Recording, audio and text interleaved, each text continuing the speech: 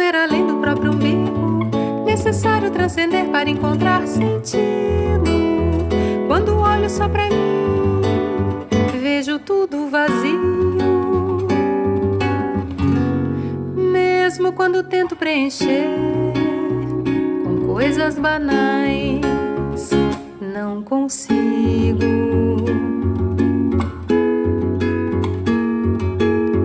O sentido da vida é a soma de muitos sentidos, é poder escolher e não ir para o fim.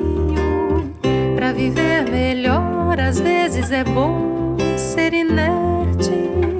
O corpo é montanha pra se escalar e olhar de cima adiante.